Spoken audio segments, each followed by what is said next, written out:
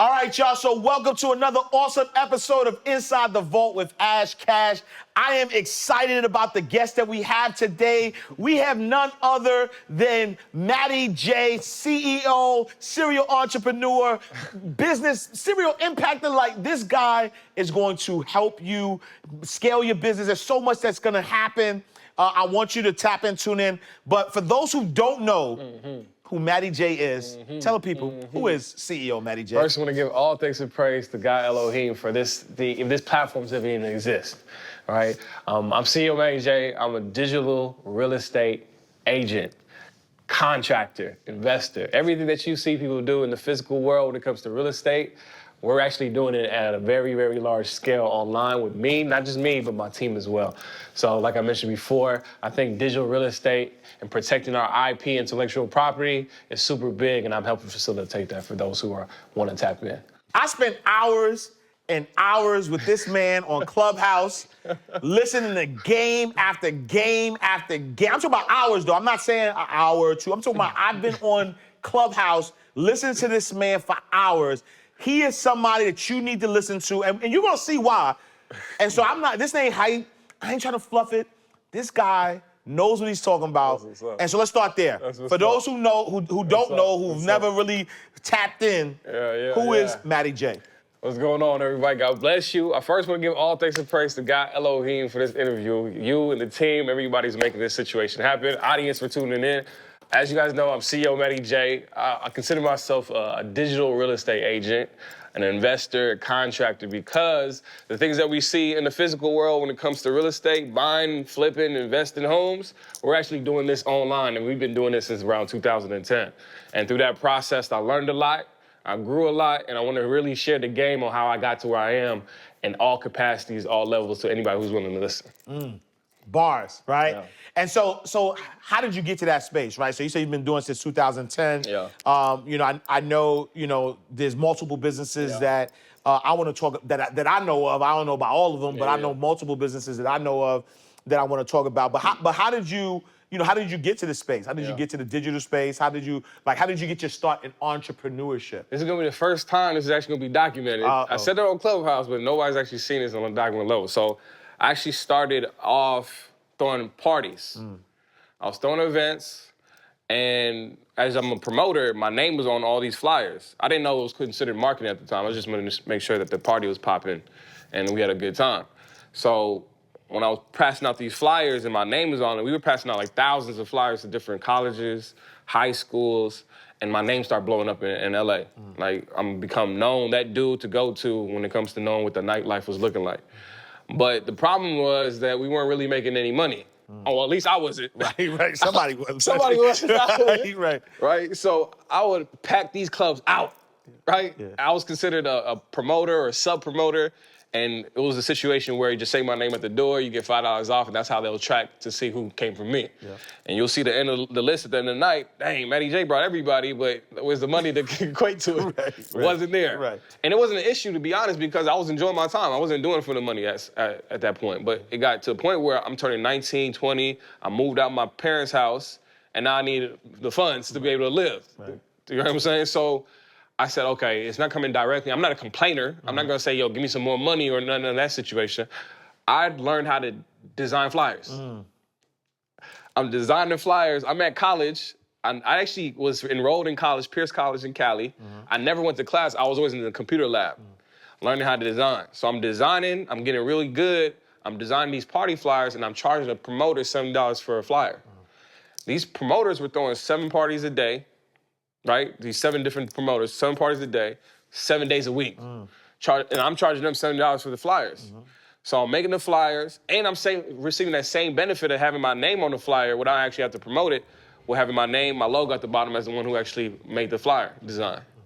So I'm now being known as the Design Connect. Now everybody knows me for designs, and now people are coming to me, yo, can you make my flyer? Can you make my birthday invitation? Now I'm making money. So I'm getting access to these clubs and making money, but at these clubs, these celebrities are there. So I'm now working and rubbing shoulders with these celebrities, but most people, when they run into a celebrity, they don't have nothing to offer. Right. So I'm offering something to these celebrities, Waka Flocka, Soulja Boy. When I see them, I'm trying to figure out a way to be able to, yo, what can I do for them? they needed flyer designs. And at that time, everybody needed mixtape covers. So I transitioned from party flyers to mixtape covers. I ended up doing Soulja Boy's mixtape cover. I ended up doing YG's mixtape cover in LA. And that's when I started blowing up in that specific space of influence. These celebrities are now reaching out to me. Their managers are now reaching out to me. Can you take care of our mixtape cover? And they were dropping out mixtape covers. Back in those days, Dat Piff, live mixtapes every 2 weeks. So I was the plug for that. So I started getting my influence in that space. I'm making money. But then that transitioned to me gaining my own influence on my social media page. My Twitter started to blow up. And I'm really big on identifying opportunities on platforms like social media. So Twitter was really big on entertainment, posting tweets that really entertain people. I was posting so many tweets that was so entertaining, it became trending topics. All the tweets, my team of influence, we were making trending topic after trending topic after trending topic, and started getting the ears and eyes of other celebrities that were reaching out to me like, yo, how are you getting all these followers on this platform? And they just start following suit. And that transitioned to me having my own clothing line. That blew up on Shopify, making thousands of dollars per day. But the problem with that was I knew how to market a business, but I didn't know how to run a business. At all. All the money that was coming in, mismanaged. I would spend it. I moved to Vegas at this time. I'm rocking with Floyd Mayweather and DJ J Bling. And all the money that was coming in, I was like, okay, I'm making all this money. I can just go spend it at these little, I'll call adult arcades, these casinos, spend this money, right? But it got to a point where I was spending this money with not the mindset of, I had the mindset of all the money that was coming in, I'll just make it back the next day, right? But I was spending money that was actually supposed to be used to fulfill orders, right? So money would come in, say $1,000 came in for the day. I'll spend the $1,000, right? Thinking like I'll just make the $1,000. Now I'm looking back at it, when $1,000 comes in, that's not the money I'm supposed to be spending. Probably 20% of that was probably profit that I could use for myself. Of course. Right? And because I didn't have any guidance, no mentors, nobody, I wasn't privy to it, so I learned the hard way. And as I learned the hard way, I start to double back like, okay, cool. I need to realize that what I'm doing right now is not productive. On the outside, everybody sees the success of these businesses, but on the back end, I'm struggling to fulfill orders. I need help. I need shipping fulfillment, customer support, accounting, all these things that allow a business to actually be an organized business. I didn't have the tools. So I actually discontinued a popping brand. Like I discontinued. Everybody was like, yo, why is the website down? Because I need to figure out how to run this business as a business owner. And as I took a step back, I did a hack to learn how to be a business owner. I started managing other people's businesses for. I wasn't the best business owner, but through that process of managing other business people, it helped me accountable to be more professional, to more privy to the things I need to be paying attention to, because it's somebody else's business. My business, I can do whatever I want, who cares? That's the mindset I have. Sometimes we have no problem disappointing ourselves, but disappointing other people, there's a little bit more accountability there. So I actually got in the space of, let me help other business owners, and the way I got in that space was helping them with their website design first. So I helped them with the website design, and then I got the back end, I got to see what's going on in the back end. I was like, oh, now that I see the back end, yeah, you have a beautiful website, but there's some things that in the back end that you probably need help with to take it to the next level. So they reached out to me and hired me as a brand manager, brand developer, and that's how I got my experience. And that's the point where I became a consultant.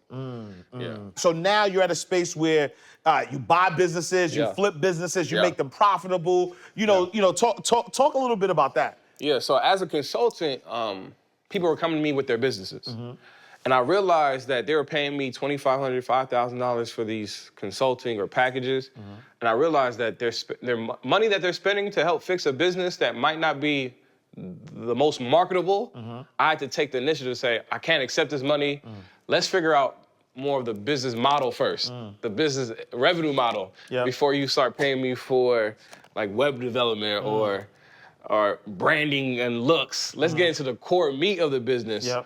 And why is that important, right? Like, why is, because I think what you just said there is what a lot of people do, right? A lot of people, oh, I got this great idea, or, I'm great at this, so I want to start a business doing this. And not really fully fleshing out what the business model is. So why is that important? Yeah, just like back to the architect word. It's like it's the blueprint. Yeah. A lot of people, they see the vision of what their house is gonna be like, and they just start building off of that without creating any type of framework or foundation. That's good. And I'm very logical and analytical, so I have to see things in steps and sequence. Yep. So I realized that a lot of business owners, they do the right things. They know the things that they need to build, get their LLC, photos, and websites, social media, but we just end up doing it in the wrong order. So if we have a blueprint that allows us to know, okay, I need to do this first, let me focus on that, build this out correctly, and then move on to the next step and to the next step and build it like that, like a home is built, we can be a little bit more productive to the point where if something breaks in the business, it's easier to identify the problem because you can reverse engineer something that was engineered well. Right. So that was the process that I realized that was lacking. So I built my businesses. I was able to double back to see what I did wrong, and I documented the process on how I started it and how I got to where I got. And I really identified, okay, this is how it was built. So I use that framework to teach people, yo, if you want to build your business effectively, you can do it however you want, and you probably will still be successful. Yep. But if you want to be a little bit more efficient and a little bit more effective and resourceful, this is my recommended steps. So that word architect keeps being brought up. Brand architect, brand developer, and it allowed me also realize that even when we purchase a domain name, the word domain means territory. Right. Literally territory. So when we purchase a domain, we have territory on the online web. Right. So I'm like, oh, this is real estate talk. Right. This is real estate talk. Real estate agent. Yeah. Love it. Easy. So I'm like, okay, how do real estate agents move? They broker deals for houses to be bought, sold, renovated. Like there's the contractor, general contractor. All those different roles that exist in the real estate space, I said, okay, how can we translate that to the internet digital space? It's digital real estate. We can do it. And that's how I start buying business. I'm like, I don't have to start a business. I can buy one that already exists. Right. So I have to start asking myself, why would somebody allow me to buy it? Well, might be because they're tired of the business or they don't know how to market it. They might have a good idea. They're just missing little components there. Or they just need the money. Whatever the reason, same reason why somebody sell a house. Right, exactly. Yeah, the same reason why somebody probably want to sell a business. So that's why I start coming up with the ideas, okay, instead of you having to focus on because some people just want to build a business just because they want to build a business and have freedom outside of 9 to 5. So they just look at whatever idea that comes across them first, they try to build it out. Yeah.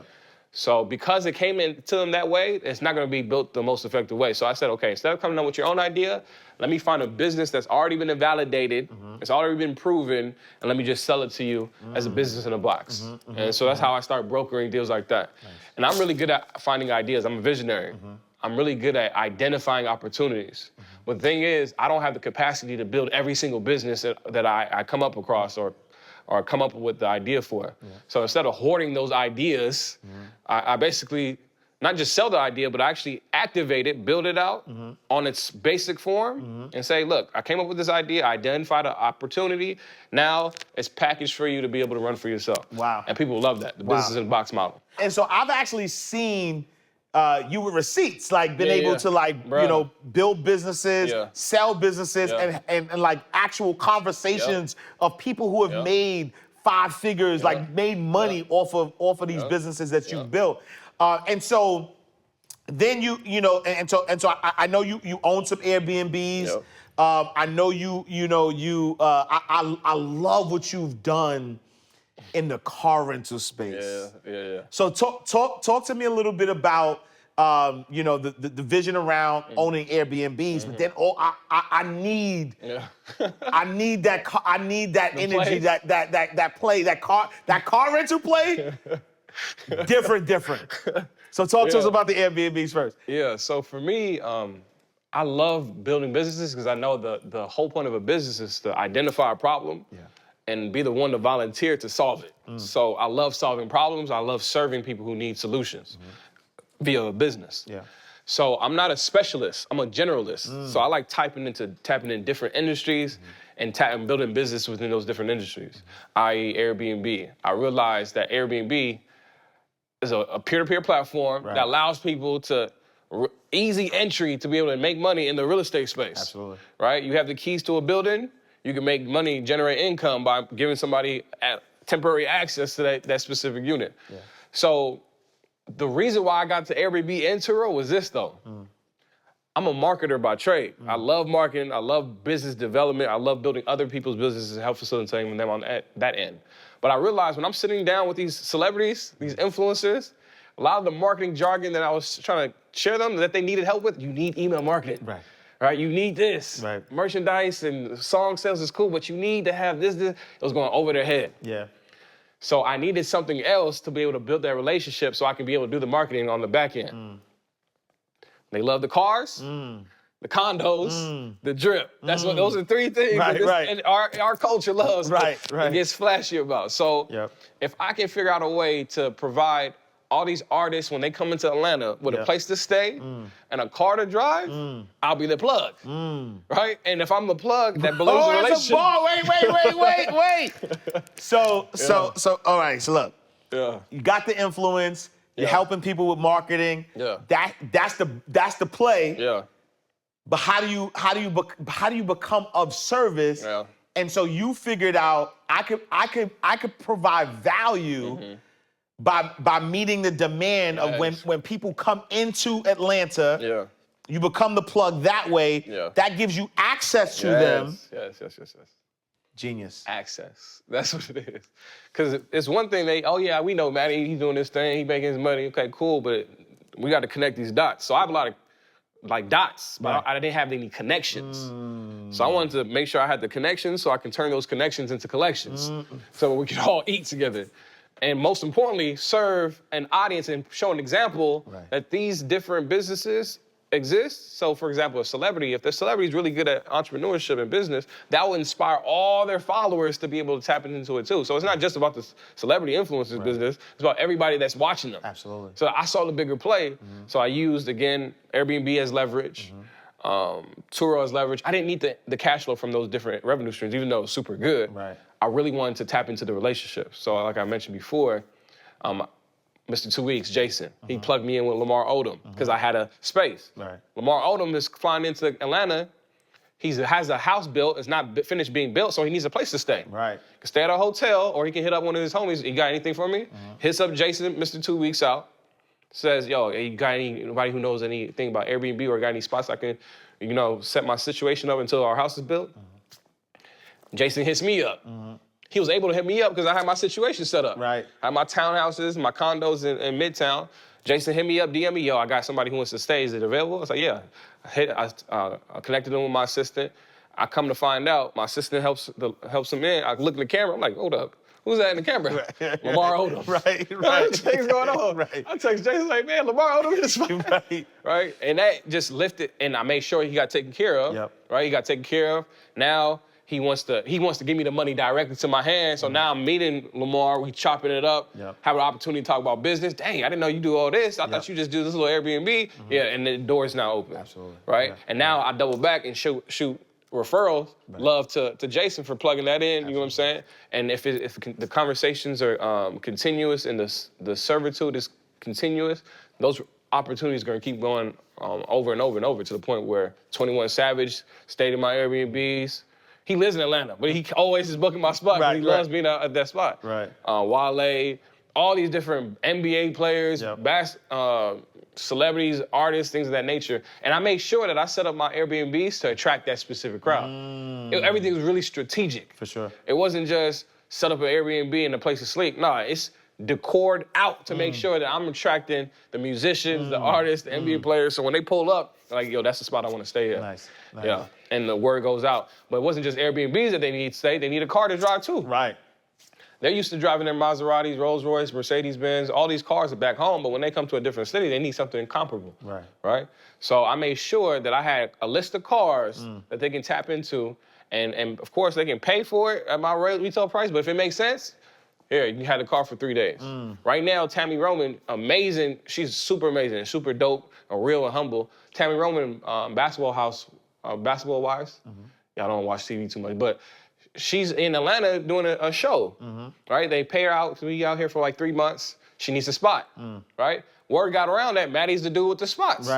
Hit me up, right? Got the spot, she's in there. I think the production paid me $15,000 for about 58 days. And she also needed a car. They gave her some regular car, which is cool. Camry, Toyota Camry's cool, but that's Tammy Roman. You know what I'm saying? So I'm like, yo, let me make sure you get this portion pecan. I'm able to do that, plug her in like that. So what I'm doing is right now is being at service to the point where networks start to cross-pollinate. She's gonna start plugging me in with her network now, right? As somebody who's a plug in certain situations. And we don't always gotta be the plug, we can be the extension cord too. Right. So I didn't have to actually get all these cars. I can knew the person who has these cars and plugged it in like that. Right. Oh, I love it. You don't gotta be the plug. You can also be the extent. Yo, Facts. bars over bars over bars. And so now, right? I love that story, right? I love the story. I love how everything is connected, and I want everybody to understand that this is about value first, right? Finding the need, putting in the value, and then once you put in the value, the opportunity starts to come. You start to connect the dots, and so I love the play, right? You go from 3 cars, quick. and then from 3 cars. You got 33 cars in a 2-week span. Yeah, it started to make sense. And so talk to us about that because I think that it was genius, right? First and foremost. Especially as somebody, so I'm a former banker, right? So I worked in the banking industry. You know what time it is. I know what time it is. Yeah. I worked in the banking industry 15 years. Yeah. I was a CEO of a credit union. That's my lane. Yeah.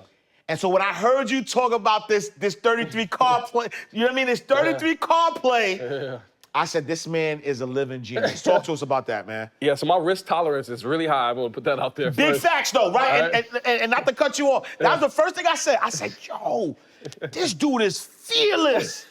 Yo, I said, in order to run that play, and I'm teeing it up for y'all so y'all can understand.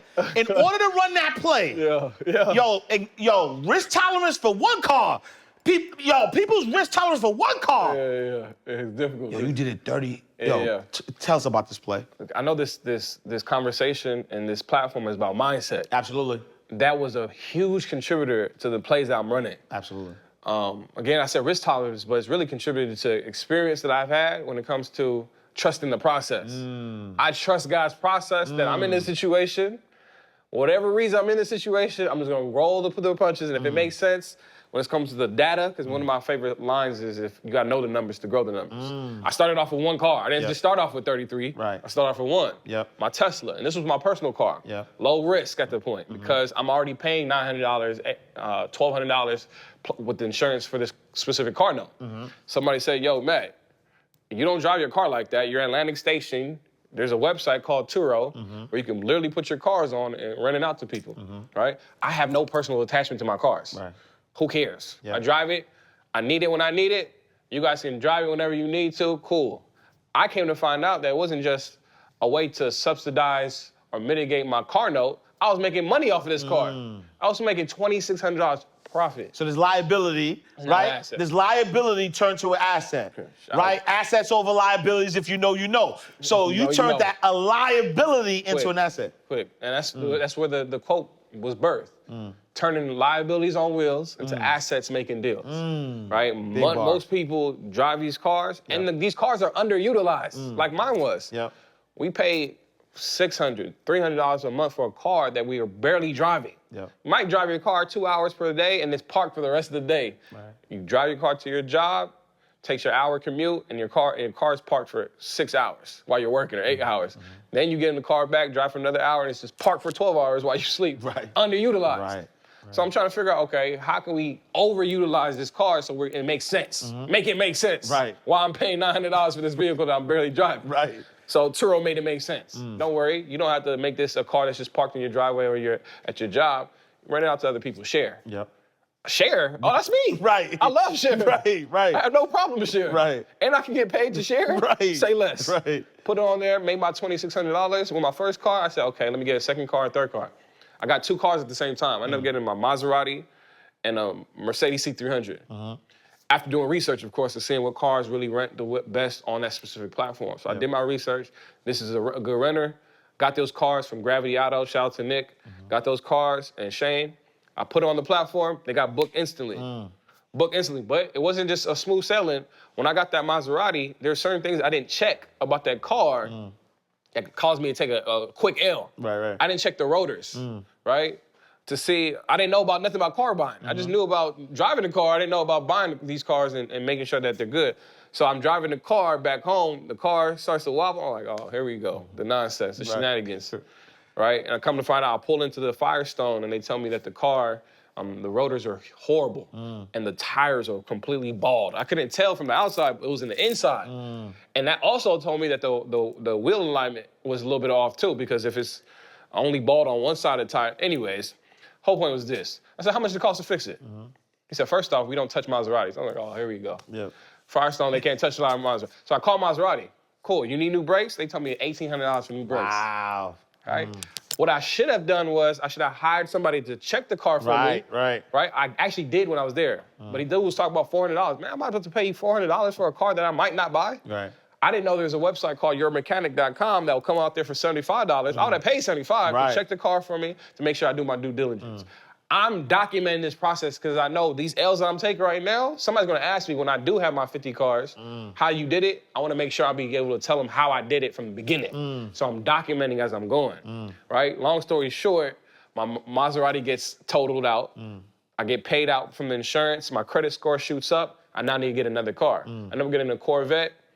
Long story short, y'all know the story. The Corvette got stolen, right? End up getting it back. Fast out the miles. Yeah, we know that situation. Credit score went up. These are all blessings in disguise. For sure. Right?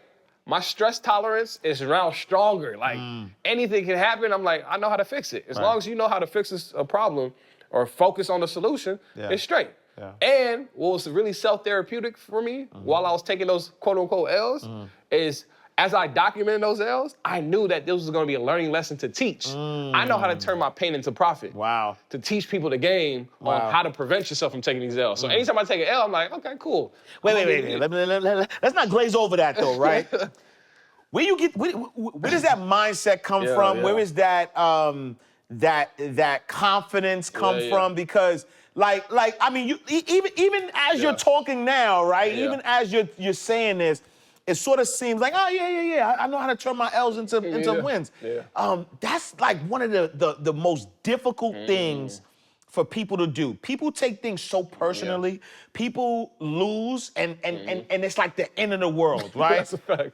I get it, too. I get it. Right, and so where does that come from? Where does that mindset, where does that you have to it's like an unwavering faith. Where does that come from? That's a good point, man, because I have to think about it. Again, it's trust in the process, but still, that's a little bit fluffy. How do you, get there, bro? So it came from, actually, this is to be real, fear. Me documenting everything came from fear that nobody will believe me that this was actually how I did it. Literally.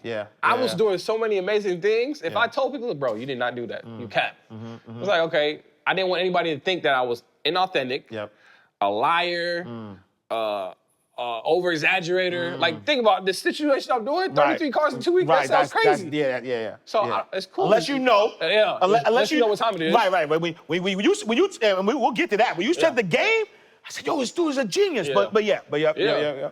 So instead of me having to worry about people not believing, I said, let me just document it, because I can show you better than I can tell you. Right. So that process of me documenting it allowed me to have more confidence to say, yo, I'm gonna do this way. If it's a win, cool. If it's a quote unquote, what I call a fortune, or L lesson, I can be able to flip that anytime. And I had confidence because I did it already. I've done it so many times that I know that it works. So if somebody hasn't done it before, all they have to do is trust that I've done it before and just start the process. And once you do it, you'll start to believe it more. Right? So I'm trying to be an example of trusting the process. So yeah, long story short, I ended up getting those 3 cars. 2 of them got totaled, got paid out for it. My credit score shot up, crazy. Now I said, hold up. I know I can get multiple cars because I know how the credit process works. Right? So this is the game that I learned. When you have a credit profile that's good, strong credit profile, they pull that credit, and you have 30 days to use that same profile to do what you need to do. So I said, okay, I'm gonna go to this dealership. I told them, I know how that process works. That's the thing. To be able to leverage stuff, you gotta know how things work on both sides. Absolutely. Both sides. And because I'm so interested on people, I can have a casual conversation about a banker or a credit or an underwriter, and he'll tell me his whole process. So I'm like, oh, so that's how the process works? I was like, okay, say less. So because that's how the process works, this is what I need to prepare to be able to get approved for this, approved for that. Yep. So because I learned the process, I was able to, without getting into those details, I was able to get multiple cars by hitting up, going to a dealership. I say, yo, run my credit with one person. Right. Don't run my credit with 15 million people. Yep. If I'm at Toyota, run my credit with Toyota. Toyota said, oh, dang. How many cars he want? Yep. Right. 2, 3? Right. What's he do? Okay, cool. Give him his cars. Right. I go to Mitsubishi, I go to Mercedes, I go to BMW, do the same thing. Right. Right? Because 30 days, it's not going to show. The inquiries will show. Right. But not the actual that this man got a car. And so let me unpack that for y'all real quick. Yeah. Big bar. So if y'all missed this, right? Yeah. So literally, so it happens with homes, it happens with cars. Those are the two places. Credit cards, too. Right? Credit cards, right? It happens with these things, right? When you are applying for a credit card, when you're applying for a home loan, when you're applying for a car, it's already known industry-wise that people rate shop. So people are going to look at different banks to find the best possible rate. So it's not unordinary for somebody to walk into Mercedes-Benz and when they pull your credit report, they'll see credit pulls from Chevy, from all these different places. But the trick is that even if you bought a car from one of these places, it's not gonna show up on your credit report for 30 days out. And so this is why I said his risk tolerance, this was genius. Because he understood, right, how to turn this liability, which is a car that depreciates as soon as you drive it off the lot, turn it into an asset by putting on an app like Turo that allows people to rent this out. And so now he's done the numbers. He knows how much money he could make off of it, right?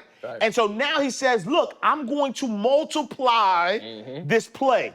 I'm gonna go scale up. Right. I'm gonna scale up. So instead of going to Mercedes and saying, "Go, run my credit with all banks," no, run my credit only with Mercedes. So I'm gonna get 1, 2, 3 cars with Mercedes because I qualified for it. Now when I go to Chevy, I say, Chevy, just run my credit with Chevy. Chevy's gonna look and say, oh yeah, they got an inquiry from Mercedes, so he must have been just shopping around. Yeah. Now, yo, give me a bunch of, and you did this 33 blood fire. Yo. My guy did this 33. Yo, do y'all understand? I don't think y'all understand though. Yeah, man. It was God's grace. It was God's grace. Again, I wasn't even strategic with it. It was like, it just made sense as it went along. Right.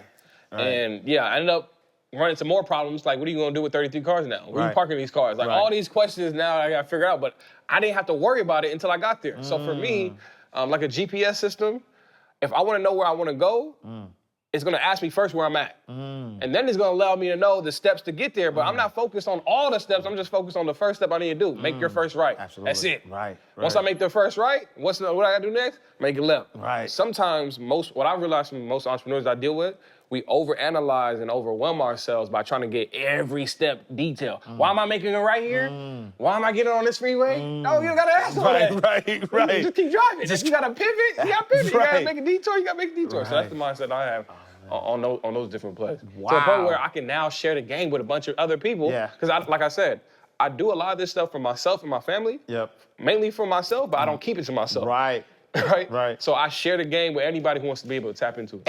And that's what I appreciate about you the most is the ability to, first of all, I really like the word humble, right? Because it for me, the word humble insinuates that you're dimming your light, right? Yeah, and that's why I don't like the word. I've heard that perspective. Right. Yeah. That's why I don't like the word humble. Yeah. But so your light is shining bright, which is why I don't want to use that. And so you are selfless. I like selfless, right?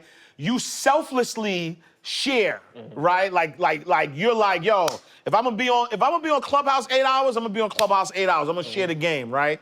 And so I appreciate that about you. And so,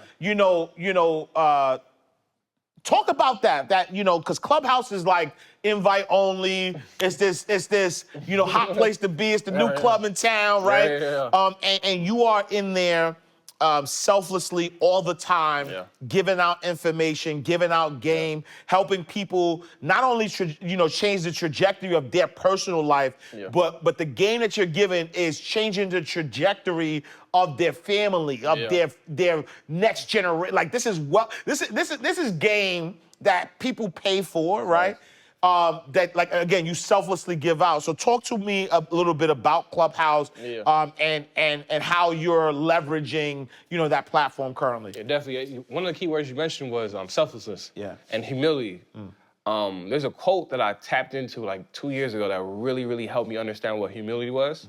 Not just from a biblical sense, but also from a secular sense as well. So the quote was, humility isn't thinking less of yourself, it's thinking of yourself less. I said, yeah. Big bar. And that's one of my core values. So I realized that tapped into my core value. My core value is, how can I be resourceful? One of my core values is resourcefulness. And when it comes to Clubhouse is the first app that literally aligned with my core values at this scale. Resourcefulness. Because on that app, it's either you're giving or you're taking. Right. But I know the formula is the more that you give, the more that you can actually get back to give back to another person. So on that app, Clubhouse, there's people that's listening. You now have the ears, and it has a spirit of collaboration. That's why I tapped in.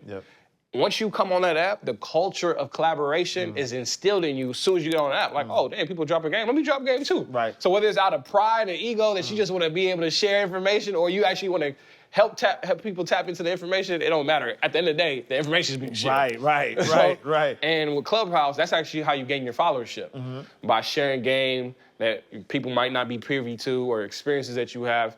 And with me, I was able to hit the ground running because I got years of game that's not only just shared, but documented. Right. So when I say, yo, people can go to my website, go to my Trello board, they say, yo, Matt's been doing this. And now the people are giving me a lot of reverence and glory and honor, and I can literally direct that love back to my creator that I believe in, that allowed me to be in the position I'm in right now. So I believe that's the reason why I've been so blessed, is to be able to give honor and glory to God. That's my way to be able to do so. So Clubhouse has been a game changer. It's been able to accelerate relationships that probably was gonna happen in the future, but probably 5 years from now, it's happening right now. Right. Grant Cardone, Ty Lopez, all these heavy hitters that I'll probably pay $2,500 to go to their conference, or $5,000 for a mastermind, is now being collaborated right there on the app, to the point where Grant Cardone, shout out to big homie Grant Cardone, he wants me to speak on his 10X conference in a couple months. Wow. All from Clubhouse. Huge. Wow. Crazy. And it's just about serving. Not just for the sake of serving. A lot of people serve just for the sake. Serve because that's what you're gonna do for life, to be able to help people take it to the next level. If you help people go to the next level, it helps you go to the next level. Wow. Powerful. Big bars are being dropped. All right, so you talked earlier. You spoke earlier about getting your start. Party promoting, and your name was out there, and you weren't necessarily getting paid, but you were getting paid. And so like now you're at a space where you have multiple businesses, you've been in the game for many years, you've helped many businesses, scale and systemize and things of that nature. Looking back, what money advice would you give your 18-year-old self? Definitely. There's a quote that we've heard of, it takes a village to raise a child. I think it was Neo. He said it takes a village to raise an entrepreneur. So the advice I would have told myself was, whether it's monetarily or social currency, I would invest it into mentorship. So this can be directed to an 18-year-old, 14-year-old, or their parents. Right. Creating a circle of mentorship around that childhood that can grow into what we see even with CEO Trey Brown. Yeah, fat shout out to Trey Brown. Oh my goodness. Yeah, that beast. His mother. Yep. Mentors around him. 14-year-old. Everybody, I had to really analyze, how is he in the position that he's in right now? Yeah. The circle. Right. The circle of influence, him being coachable, him being aligned with the right information and exposed to the right opportunities. And that's what and again, I trust God's process. That wasn't my process. It wasn't supposed to be my process. But if I had to go back, 18 years from now, right? 15 years, whatever the case may be, and say, yo, Matty, go ahead and do this real quick before I bounce up out of here. Right. Oh yeah, invest in some Amazon stock too when it come up. But Big on facts. the total for sure. Make sure your circle is tight and you focus on mentorship and being a mentor. I love that. And you mentioned Trey Brown, so fast shout to Spurgo. And you know, what advice? So now that you are Matty J, you have this experience.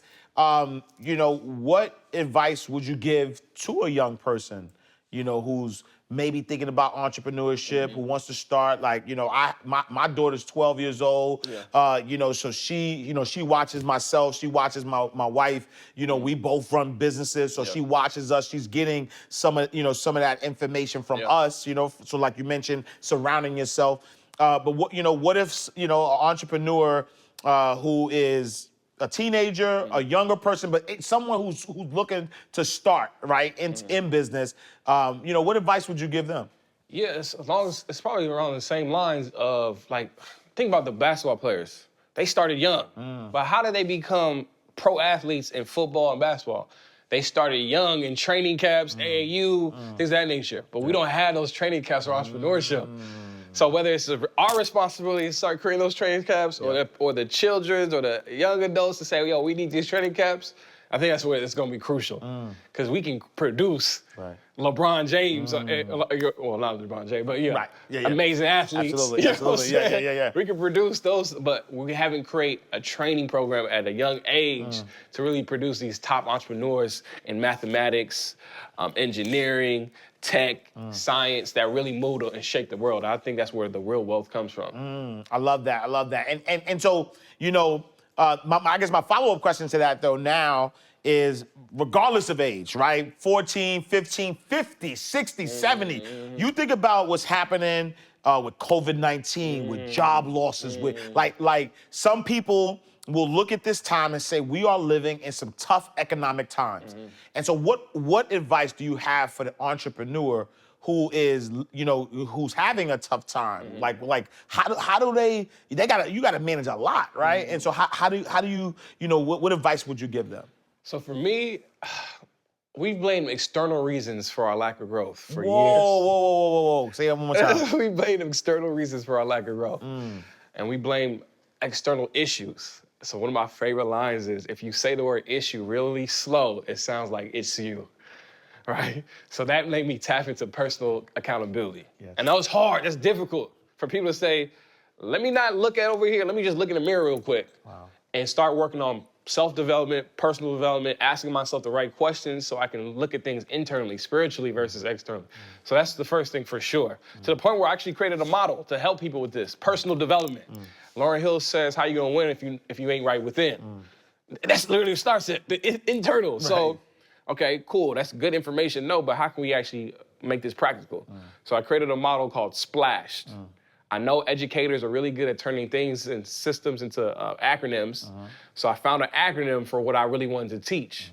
Splashing yourself with water, came with a reset. So the S stands for story. If you were to ask most people, even myself last year, what my story was from a time point, I wouldn't be able to break it down like that in that structured way. We saw the documentary Last Dance. Michael Jordan. We got to tap into who he was on a deeper level because we learned his story. Not just on the court, but off the court. We also learned all the players that are around him, the influences around him, his family, the coaches, everything that influenced Michael Jordan, who we knew today. So a lot of people, we don't know ourselves. We haven't created our own documentary.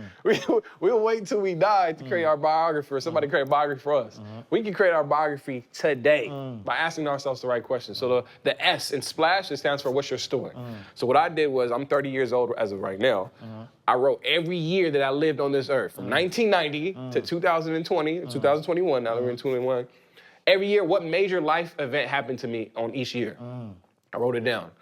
Major relationships, major schooling, major mishaps, fortunes, successes, every major life event. Just like if I was making a documentary for myself for each year. Yeah. And as I was making that documentary list or that outline or script, I started to realize, dang, I forgot I went through that. Dang, I forgot. That's why I talk like I talk. That's why, because this happened. This girlfriend I had was over here. This person, my mom split up. I got to understand my own story. So it started there.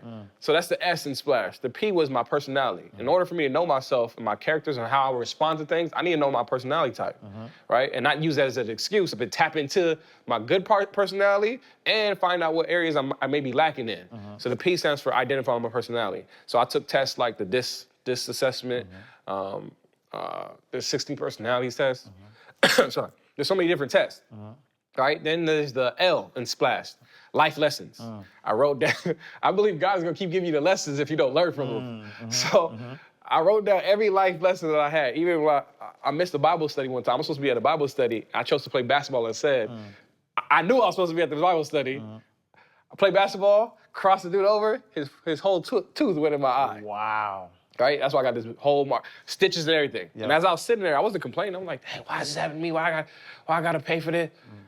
Internally, I knew I wasn't supposed to be there. Wow. I had to take accountability, and that was a life lesson to put my priorities in order, right? And then this is a scar that's gonna be there every time I wake up to say, you need to make sure your priorities there. Wow. And give me an opportunity to share that experience with other people. Wow. Right? So that's the life lessons, the L. Then the A stands for abilities. I really need to ask myself questions that really allow me to identify what things I'm really good at and what things I'm lacking in when it comes to the ability aspect. And then there's the S. It stands for scares.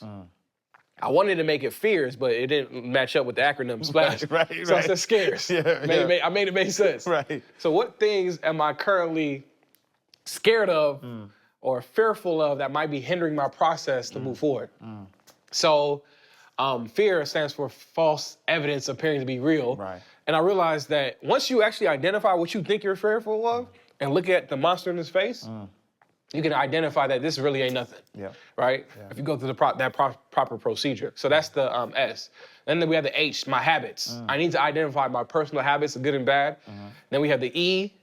I need to identify the things that entertain me, empowered me, educated me, excited me, and really identify why those things do those things for me. If somebody's life is in track, and they write the things that they excite them, oh, that's why I'm at where I'm at, because these are the things that I consider educational.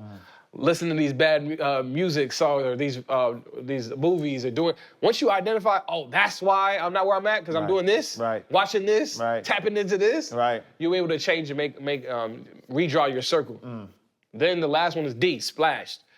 Declaration of my core values. In the United States, most of the policies that we have, laws, are based off of the Constitution. They have to align with the Constitution.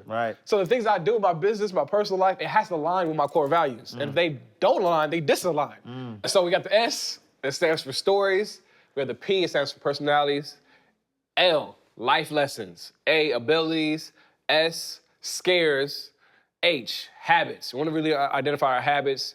We have the E, the events that educate you, excite you, entertain you, empower you. And D, the declaration of your core values, your mission, your purpose. That was the motto I used. Powerful, powerful, powerful. And so I want to, shift gears a little bit, right? So we, inside the vault, we want to talk about, right? We'll talk about what's inside the vault. But, as somebody who has had a lot of success in business, has made a lot of money in business, what was your first extravagant purchase? What's the first thing you purchased that was like, yo, I'm talking like the moment you look and you like, yo, I made it, like I'm good. What was that first purchase? To be honest, it was part of the Turo bill. I got it at Aventador, but it was for rent, so it just made sense. It wasn't like, this is gonna be just another liability. Everything I spend always made sense, right? And those are two things that people really spend most of their money on frivolously. It's either clothes, cars, or homes. And my cars is a business, so I drive all my luxury cars as a business. Other people pay for it. Same thing with my houses, my condos. Only thing I might be tripping on my frivolous spend is probably my clothes. Now I got all this abundant money. It's I'm making more money than I'm figuring out how to spend it. I have been in the Louis stores like heavy, the Gucci stores heavy, YSL heavy. Yeah. But hopefully that's just a little situation that's happening right now. Right. Hopefully I kick that. Right. But yeah, as far as extravagant, nothing crazy, to be honest with you. Yep. Nothing crazy. I've been making money since I was 17. So I always got what I needed, not even through just spending it money to get it, just through relationships. Yep. Right? Yeah. So that's, I know it's not nothing crazy, but Yep. that was my specific situation. No, and you know, that's real, you know, because I think that not everybody, you know, I mean, number one, just being a young black man, Right. you know what I'm saying? Like, you know, automatically people think of, hey, you know, we're not all wise with money, right? But the fact of the matter, and that's why I think this is so impactful because, you know, the saying, you can have your cake and eat it too. Yo, yo, you got foreigns, right? Like people, you know, and that's the thing, right? You got financial gurus out here saying, yo, a car's a liability, but yo, this man literally just gave you the whole play. Not the whole play, but a majority of the play on how sample bars. You know what I mean? Some sample bars, right? Because you know listen. I mean, if we had a whole 3 weeks to talk about, we could. Big facts. But we gonna get our viewers a treat. We gonna figure out how we can get them the whole game and nothing but the game to help them grind. Yeah. But like literally, right? Like literally now when you know what I'm saying? Like you know, married man, I've been trying to figure out how I can pull up in the Wraith. But now you now courtesy of Matty J. Make it make sense. You know what I mean? I'm gonna make it make sense. When I pull up in the all-white Wraith, you know what I'm saying? I get the now saved. Nah, baby, this ain't no liability. You know what I'm saying? You know what I'm saying? Natty taught me. You know what I'm saying? And so I'm excited there. And so, you know, what would you say? What has been the most impactful thing you've done with your money? Impactful. All right, so I'm really big on this. Most of us, we're trained and heard the buzzword passive income. My boy, Brother Ben X, shout out to 19 Keys, Derek Grace, everybody over there at BWO, Jake Taylor, Jake over there too, Taylor. And my guy Chris Cole, salute to my guy Chris. Yeah. Salute to the homie. Everybody over there. Yeah. Specifically, Brother Ben X, he said, it's not about the passive income, it's about passive impact. Ooh, big bars. I said, yo, big bars. That's what it is. Yeah. Passive impact. If we can create way, because what we've been doing is active impact. Right. Even this right here is passive impact, because once this video gets uploaded, it will impact somebody because they're going to hear information that they weren't privy to. But that's going to be evergreen content that's going to be there on the internet forever. So if we can create assets, right, that are impactful and put them on digital platforms or spaces where it can be there after we even pass away, that's how we really create the impact. So for me, how I will specifically be able to spend my money on something the most impactful was on myself. I didn't necessarily spend money, because I'm not really big on spending money. Right. I spent a lot of time. A lot of time on personal development. And when my personal development got strong, it got to a point where I can build any business I want. Anything. If somebody say, yo, Matty, set up a tissue paper company and we're gonna give you 90 days to make $1 million, it's gonna happen. I know how to make it happen, right? I may not know the exact steps right now, but I know I can do it. Right. Period. Because I have the resources, the social currency, the relationships to make sure it gets happen. And most importantly, I have the belief. And that's when it comes down to the vault, like you said, what's in my mind. I have a strong belief system in myself through personal development. Wow. What is Matty J afraid of? Dang. I'm still afraid of anything that attacks my core values. Resourcefulness, I'm afraid that I can't be resourceful. Transparency is one of my core values.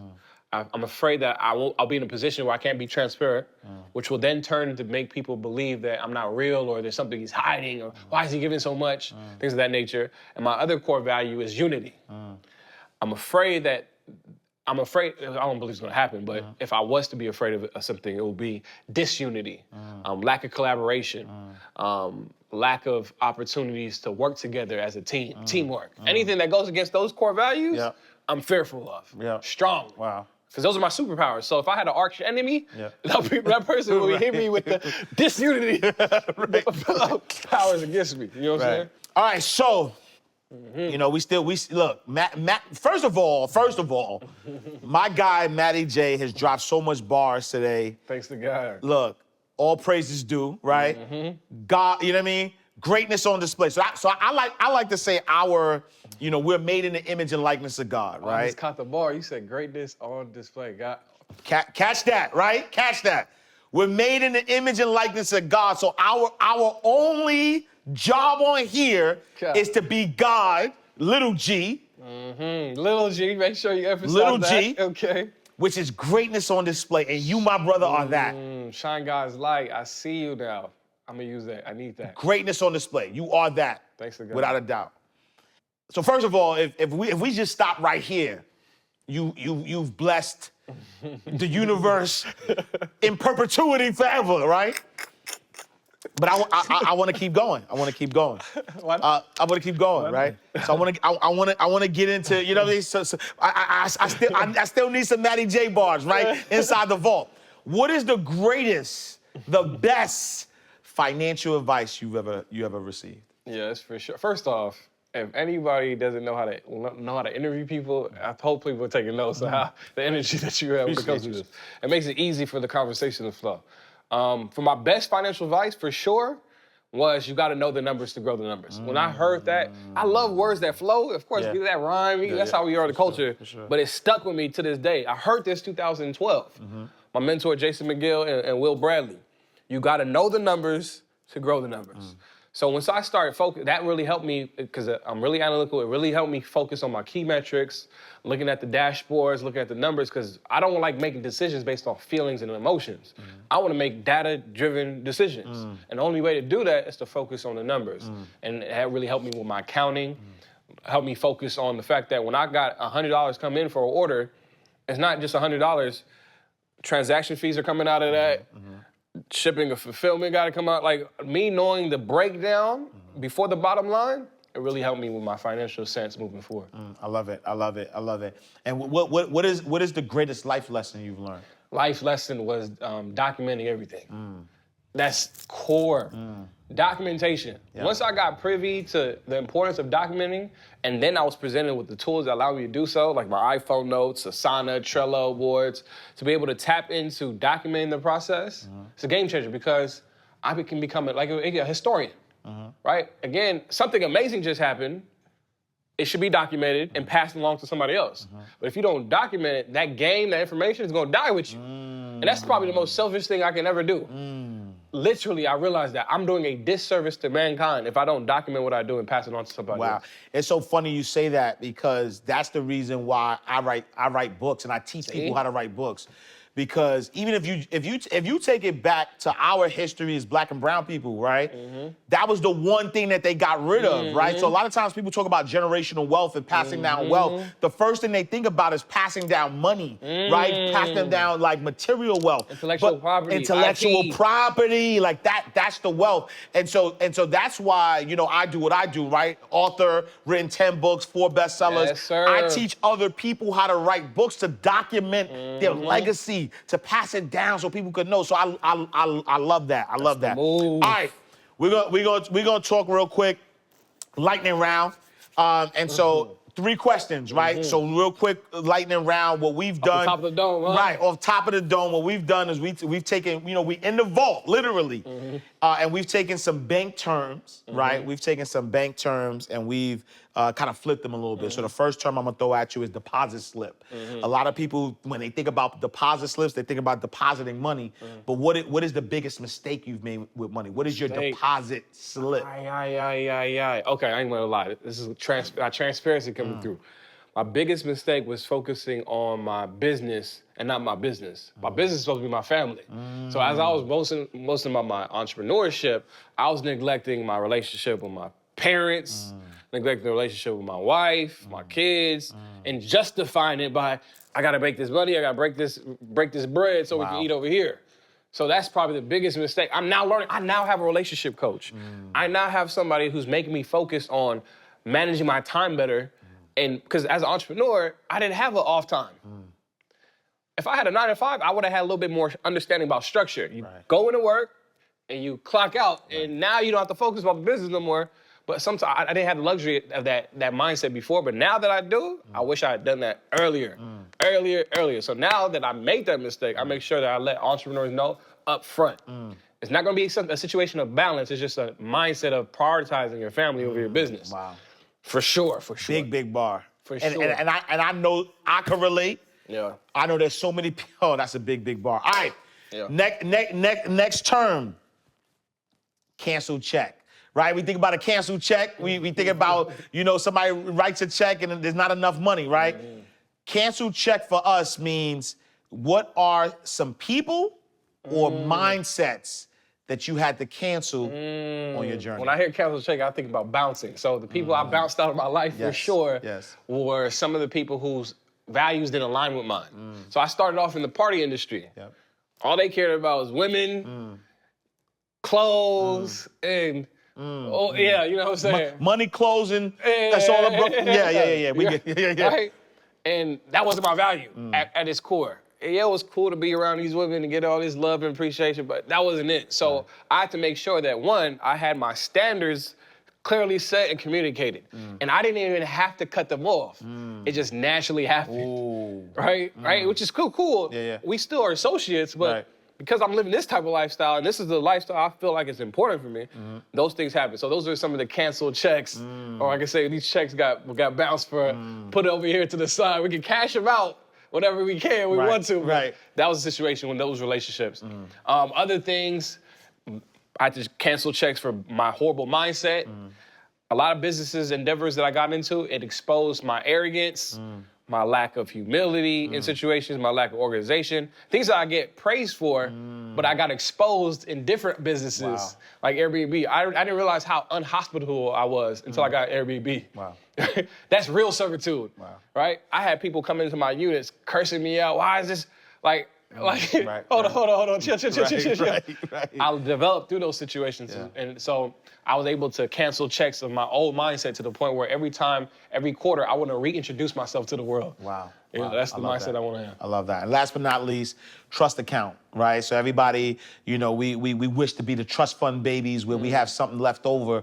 But for us, trust account is, who are those people that help us on that journey. So when you think about your trust account, what does your trust account look like? That's hard. So for me, I'm really big in my church, like really focused on biblical foundation. So the members of my church, the leadership of my church, the missionaries, pastors, deacons, all those things, those are the core. They laid the foundation to make sure that I'm doing what I need to do according to God's will. So I then take those specific principles, those guidelines, those boundaries to be able to identify who I need to trust in my, not just spiritual life, but physical life, which is interconnected. So that helped a lot with making sure that I have the right people around me, like my mentors. I got two major mentors. He hates when I call them mentors, Jason McGill, Will Bradley.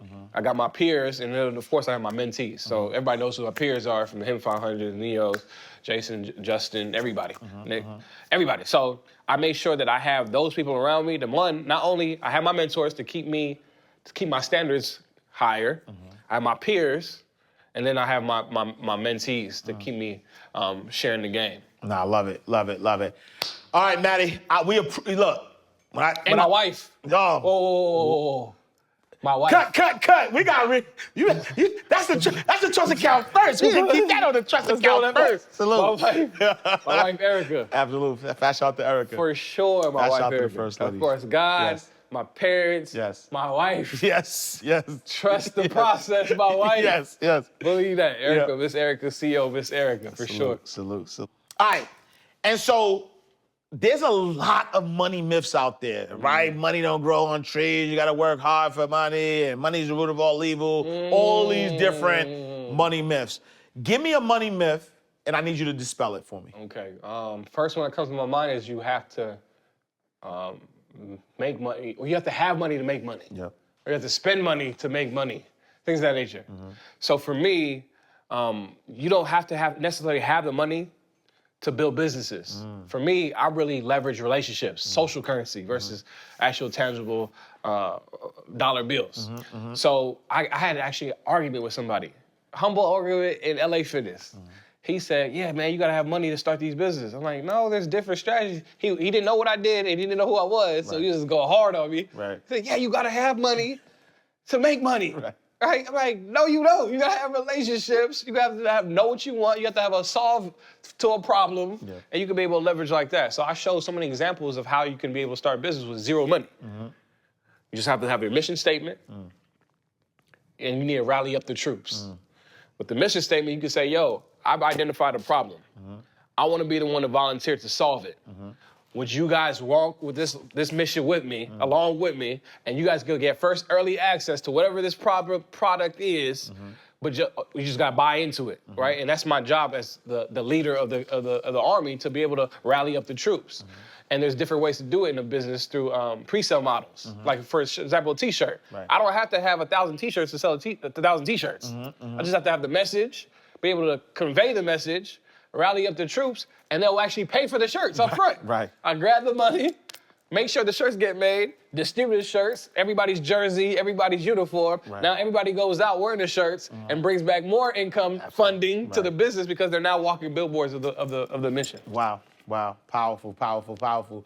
Yes. And then, so lastly, what advice, right, as an entrepreneur, there are a lot of people who, have 9-to-5s, right, who, are currently working a job and they're trying to figure out that it's probably not their passion and they're trying to, they got a side hustle that they've started. Yeah. What advice would you give to a side hustler?